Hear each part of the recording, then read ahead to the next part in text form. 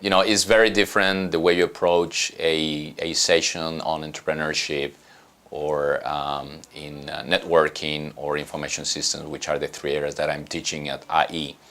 But in general, there is a common thing that has worked for me, in the previous years, which is I try to review, in the previous hours of the day before, notes that I take on things that work better, on the usage of the whiteboard, or videos, or different slides, or some kind of role model simulations that I use. And I try to take advantage of the learnings and the feedback from students year after year. So I decide to tweak a little the class, for the next session.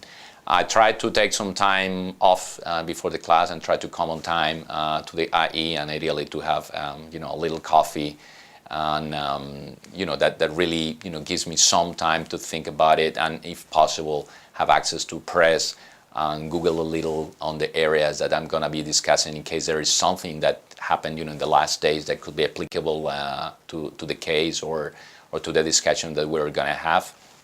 And in principle, that's it. There's nothing special. I have no specific habit of preparing for the class, apart from the fact that after class I usually try to take note of what has happened in the class, and I see a trend on the type of students that that could be used in the following years, and I try to keep it year after year, which is sometimes some cumbersome and takes time, but I think there is a clear payback on trying to adapt every year based on the experience of the previous years.